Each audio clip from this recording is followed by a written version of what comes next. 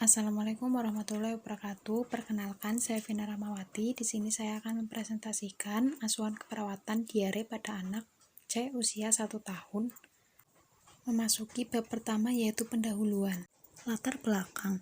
Menurut WHO, penyakit diare didefinisikan sebagai suatu penyakit yang ditandai dengan perubahan bentuk dan konsistensi tinja yang lembek sampai mencair dan bertambahnya frekuensi buang air besar yang lebih dari biasanya, yaitu 3 kali atau lebih dalam sehari. Menurut Putri N. 2019, diare merupakan penyakit endemis khususnya di negara berkembang seperti Indonesia dan penyakit yang berpotensi mengalami kejadian luar biasa atau KLB yang sering disertai dengan kematian. Menurut Kemenkes RI 2020, penyebab utama kematian akibat diare adalah dehidrasi akibat kehilangan cairan dan elektrolit melalui tinja. Kondisi tersebut sering terjadi pada anak-anak, terutama anak dengan kategori gizi kurang, lebih rentan menderita diare walaupun tergolong ringan. Namun, karena kejadian diare itu sering disertai dengan berkurangnya nafsu makan, sehingga menyebabkan keadaan tubuh lemah dan keadaan tersebut sangat membahayakan untuk kesehatan anak. Menurut Andreas 2018, secara global, terjadi peningkatan kasus diare yang menyebabkan kematian pada balita. Data WHO 2017 menyatakan bahwa terdapat sekitar 1,7 miliar kasus diare pada balita dan menyebabkan kematian sebanyak 525.000 balita setiap tahunnya. Diare merupakan penyebab kematian kedua 94 laporan Provinsi Jawa Tengah Riskesdas 2018 pada anak di bawah 5 tahun atau balita, dengan angka kematian sekitar 525.000 anak setiap tahunnya. 15 diare bisa berlangsung beberapa hari dan menyebabkan kehilangan air dan garam yang diperlukan untuk bertahan hidup. Rumusan masalah. Adapun rumusan masalah laporan tugas akhir ini adalah bagaimana asuhan keperawatan pada anak C usia 1 tahun dengan diare. Tujuan penelitian. Tujuan umum, mampu melakukan asuhan keperawatan pada anak C usia 1 tahun dengan diare. Tujuan khusus, melakukan pengkajian keperawatan pada anak C usia 1 tahun dengan diare, menyusun diagnosa keperawatan anak C usia 1 tahun dengan diare, melakukan intervensi keperawatan pada anak C usia 1 tahun dengan diare, melaksanakan implementasi keperawatan pada anak C usia 1 tahun dengan diare, melakukan evaluasi keperawatan pada anak C usia 1 tahun dengan diare.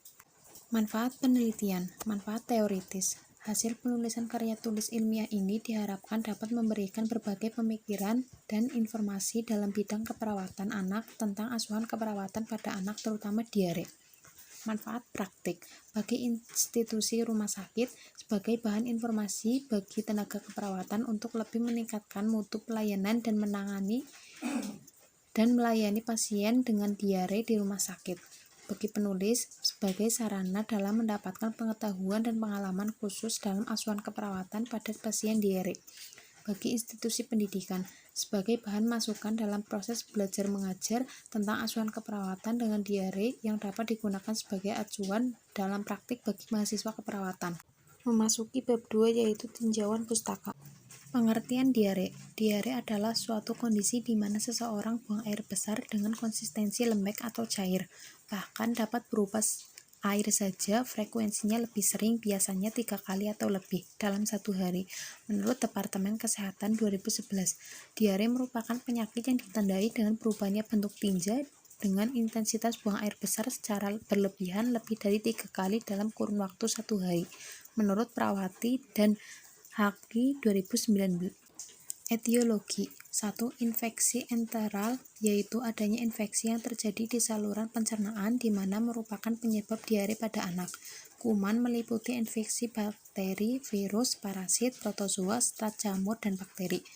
Infeksi parenteral, yaitu infeksi di bagian tubuh lain di luar alat pencernaan seperti pada otitis media, tonsilitis, bronkopneumonia, serta ensefalitis, dan biasanya banyak terjadi pada anak di bawah usia 2 tahun. Faktor malabsorpsi, di mana malabsorpsi ini biasa terjadi terhadap karbohidrat seperti disakarida, intoleransi laktosa, maltose, dan sukrosa, monosakarida, dan intoleransi glukosa, fruktosa, dan galaktosa, malabsorpsi protein dan lemak. 4. Faktor resiko. Menurut Direktorat Jenderal Pengendalian Penyakit dan Penyihatan Lingkungan 2011. Faktor resiko terjadinya diare adalah faktor perilaku yang meliputi tidak memberikan air susu ibu atau ASI eksklusif, memberikan makanan pendamping atau MP, ASI terlalu dini akan mempercepat bayi kontak dengan kuman. Menggunakan botol susu terbukti meningkatkan risiko terkena penyakit diare karena sangat sulit untuk membersihkan botol susu. Tidak menerapkan kebiasaan cuci tangan pakai sabun sebelum memberi ASI atau makan, setelah buang air besar atau BAB, dan setelah membersihkan BAB anak. Penyimpanan makanan yang tidak higienis. Faktor lingkungan antara lain ketersediaan air bersih yang tidak memadai, kurangnya ketersediaan mandi cuci kakus (MCK). Klasifikasi. Secara klinis, diare dibedakan menjadi 3 macam sindrom, masing-masing mencerminkan patogenesis berbeda dan memerlukan pendekatan yang berlainan dalam pengobatannya. 1. Diare akut. Diare akut adalah diare yang sering terjadi secara mendadak pada bayi dan anak yang sebelumnya sehat. Diare berlangsung kurang dari 14 hari, bahkan kebanyakan kurang dari 7 hari, dengan disertai pengeluaran feses lunak atau cair, sering tanpa darah, mungkin disertai muntah dan panas. Diare cair akut menyebabkan dehidrasi dan bila dimasukkan makanan berkurang. Juga mengakibatkan kurang gizi, bahkan kematian yang disebabkan oleh dehidrasi. 2. Disentri. Disentri adalah diare yang disertai darah dalam feses, menyebabkan anoreksia, penurunan berat badan dengan cepat, dan kerusakan mukosa usus karena bakteri invasif. Penyebab utama disentri akut yaitu Shigella. Pada orang dewasa muda, disentri yang serius disebabkan oleh Entamoeba histolytica, tetapi jarang terjadi penyebab disentri pada anak-anak. 3. Diare persisten. Diare persisten adalah diare pada mulanya bersifat akut tetapi berlangsung lebih dari 14 hari. Kejadian dapat dimulai sebagai diare cair atau disentri. Diare jenis ini mengakibatkan kehilangan berat badan yang nyata dengan volume feses dan jumlah yang banyak sehingga mengalami dehidrasi, menurut Sodikin 2011. Patofisiologi. Menurut Motakin dan Sari 2011, secara umum kondisi peradangan pada gastrointestinal disebabkan oleh infeksi dengan melakukan invasi pada mukosa, memproduksi enterotoksin dan atau memproduksi sitotoksin. Mekanisme ini menghasilkan peningkatan sekresi cairan atau menurunkan absorpsi cairan sehingga akan terjadi dehidrasi dan hilangnya nutrisi dan elektrolit. Manifestasi klinis. Manifestasi klinis anak diare menurut Wijayaningsih 2013 adalah sebagai berikut. 1. Mula-mula anak cengeng, gelisah, suhu tubuh mungkin meningkat, nafsu makan berkurang. 2. Sering buang air besar dengan konsistensi tinja cair atau encer, kadang disertai dengan wiyal dan wiyata. 3. Warna tinja berubah menjadi kehijau-hijauan karena bercampur dengan empedu. 4. Anus dan sekitarnya lecet karena seringnya defekasi dan tinja menjadi lebih asam akibat banyaknya asam laktat.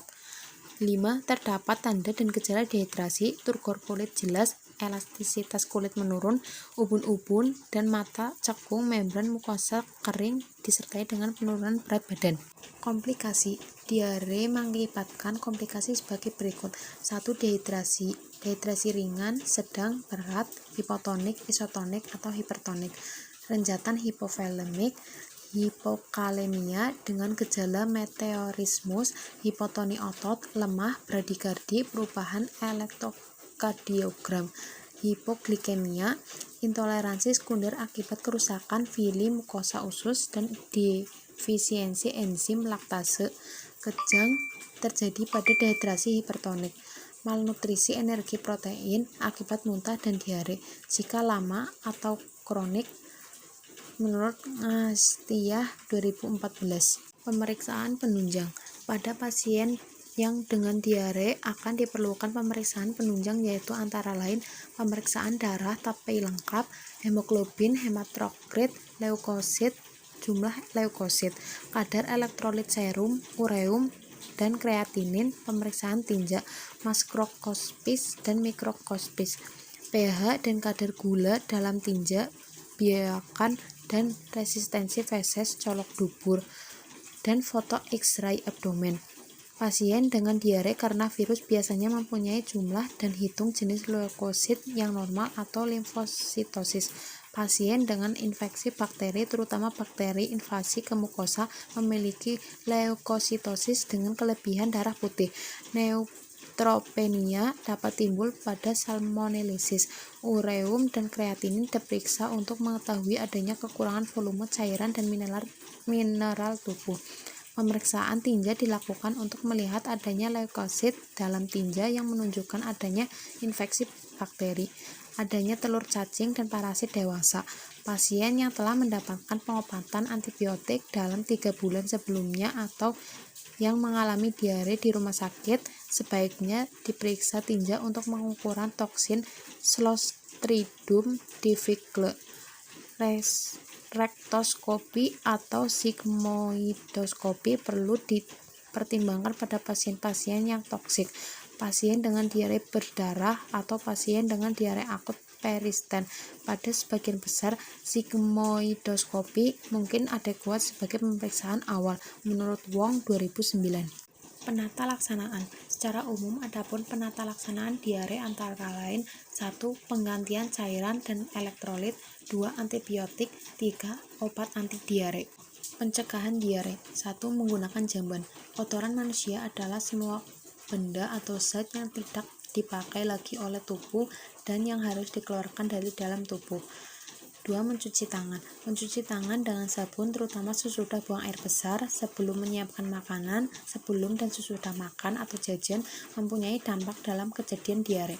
3. Menggunakan air bersih yang cukup.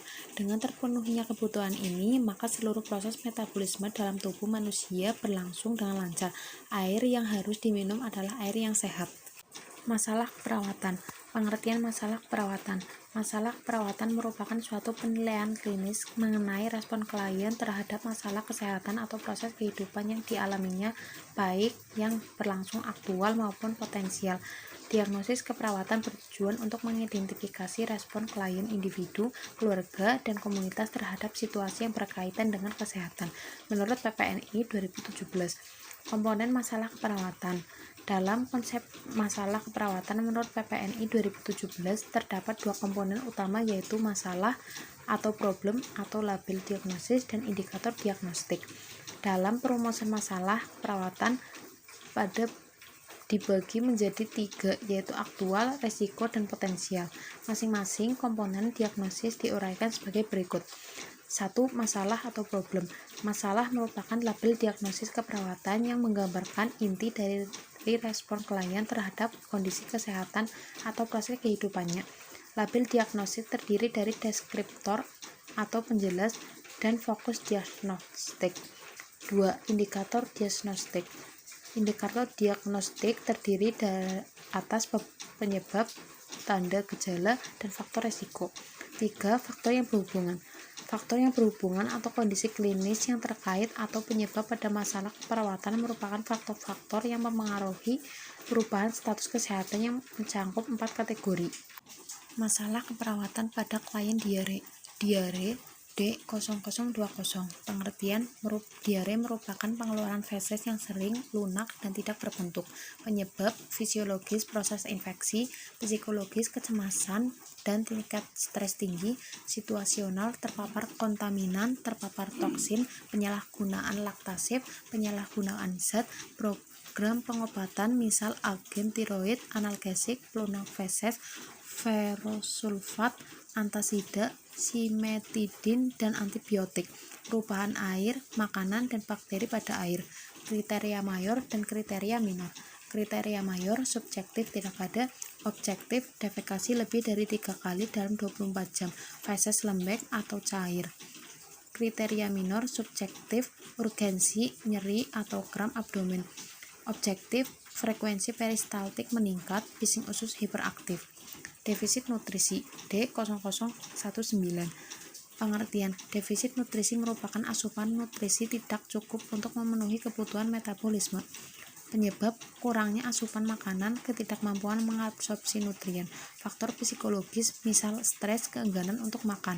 Kriteria mayor dan kriteria minor. Kriteria mayor subjektif tidak ada, objektif berat badan menurun minimal 10% di bawah rentan ideal. Kriteria minor subjektif cepat kenyang setelah makan, kram atau nyeri abdomen, nafsu makan menurun. Objektif, bising usus hiperaktif, otot pengunyah lemah, otot menelan lemah, membran mukosa pucat, sari awan, serum albumin turun, rambut rontok berlebihan, diare. Konsep asuhan keperawatan. Dalam proses keperawatan, asuhan keperawatan dibagi menjadi 5 tahap, yaitu pengkajian keperawatan. Pengkajian keperawatan adalah tahap awal dari proses keperawatan dan merupakan suatu proses yang sistematis dalam pengumpulan data dari berbagai sumber data untuk mengevaluasi dan mengidentifikasi status kesehatan klien menurut Alfah dan Ghaufur 2016. Diagnosa keperawatan. Diagnosa keperawatan bertujuan untuk mengidentifikasi respon klien, individu, keluarga, dan komunitas terhadap situasi yang berkaitan dengan kesehatan menurut Noarif dan Kusuma 2015 dan PPNI 2017. Intervensi keperawatan. Menurut PPNI 2018, intervensi keperawatan adalah segala treatment yang dikerjakan oleh perawat yang didasarkan pada pengetahuan dan penilaian klinis untuk mencapai luaran outcome yang diharapkan menurut PPNI 2019. Implementasi keperawatan. Pelaksanaan adalah realisasi rencana tindakan untuk mencapai tujuan yang telah ditetapkan. Kegiatan dalam pelaksanaan juga meliputi pengumpulan data berkelanjutan, mengobservasi respon klien selama dan sesudah pelaksanaan tindakan, serta menilai data yang baru. Evaluasi keperawatan. Evaluasi keperawatan merupakan tahap akhir dari rangkaian proses keperawatan yang berguna apakah tujuan dari tindakan keperawatan yang telah dilakukan tercapai atau perlu pendekatan lain. Evaluasi keperawatan mengukur keberhasilan dari rencana dan pelaksanaan tindakan keperawatan yang dilakukan dalam memenuhi kebutuhan klien. Penilaian adalah tahap yang menentukan apakah tujuan tercapai. Bab 3. Metodologi penelitian. Bab 3. Metodologi keperawatan. Rancangan studi kasus. Jenis penelitian ini adalah deskriptif dalam bentuk literatur review untuk mengeksplorasi masalah asuhan keperawatan pada klien anak dengan diare. Subjek studi kasus. Adapun kriteria sampel dalam penelitian ini adalah sebagai berikut. Subjek anak terdiri dari anak baik laki-laki maupun perempuan, anak dengan diagnosa medis diare, anak yang berusia 1 bulan sampai dengan 14 tahun. Definisi operasional. Definisi operasional adalah batasan penelitian yang dirumuskan dengan tidak menimbulkan perbedaan pengertian antar per orang dan agar orang lain dapat mengulangi penelitian tersebut. Definisi operasional dirumuskan untuk kepentingan akurasi, komunikasi, dan replikasi. Menurut Nur Salam 2008, definisi operasional dalam penelitian ini adalah sebagai berikut. 1. Diare. Diare operasional penelitian ini adalah suatu keadaan di mana terjadi pola perubahan BAB lebih dari biasanya, lebih dari 3 kali per hari, disertai perubahan konsistensi tinggi lebih encer atau berair dengan atau tanpa darah dan tanpa lendir, yang dapat diketahui dari diagnosa dokter berdasarkan rekam medik pasien. Penata laksanaan diare dapat dilakukan dengan menggunakan rencana A, yaitu memberikan cairan banyak dari biasanya, memberikan zinc selama 10 hari, memberikan makanan atau ASI eksklusif, memberikan antibiotik sesuai dengan indikasi, dan menasehati orang tua. Terapi B yaitu memberikan oralit 3 jam pertama, memberikan minum sedikit tapi sering, dan memberikan zinc. Terapi C pada penata laksanaan diare yaitu memberikan cairan intravena, memberikan oralit, memberikan minum sedikit tapi sering, dan memberikan zinc selama 10 hari berturut-turut. Asuhan keperawatan pada anak dengan diare. Asuhan keperawatan klien dengan anak dengan diare merupakan suatu proses tindakan keperawatan yang dilakukan oleh seorang perawat yang diberikan secara langsung kepada pasien dalam tatanan pelayanan kesehatan dengan proses keperawatan yang meliputi pengkajian, diagnosa keperawatan, intervensi, implementasi, dan evaluasi untuk mengatasi masalah klien anak dengan diare. Prosedur penelitian. Prosedur penelitian ini dilakukan melalui tahap sebagai berikut. 1. Penelitian berupa studi kasus dengan metode literatur review yang diawali dengan identifikasi laporan asuhan keperawatan terdahulu maupun melalui media internet. 2. Kasus yang telah diperoleh dikonsultasikan ke pembimbing. 3. Setelah kasus disetujui, kemudian mahasiswa melalui review kasus dari subjek. Metode pengumpulan data. Teknik pengumpulan data pada subbab ini dijelaskan bahwa metode pengumpulan data yang digunakan pada penelitian ini adalah literatur review dengan melakukan identifikasi laporan asuhan keperawatan melalui media internet, kemudian mengulas kasus dari subjek. 2. Instrumen pengumpulan data. Alat atau instrumen pengumpulan data menggunakan format asuhan keperawatan pada anak sesuai ketentuan yang berlaku. Waktu dan tempat studi kasus. Lokasi penelitian pada kasus ini yaitu klien 1 di ruang rawat inap Rumah Sakit Daerah Pohuwatu pada tanggal 25 Juni 2018. Penyajian data. Keabsahan data dimaksud untuk membuktikan kualitas data atau informasi yang diperoleh dalam penelitian sehingga menghasilkan data dengan validitas tinggi. Analisis data. Analisis data dilakukan dengan cara mengumpulkan fakta, selanjutnya membandingkan dengan teori yang ada, dan selanjutnya dituangkan dalam opini pembahasan. Sekian dari saya. Wassalamualaikum warahmatullahi wabarakatuh.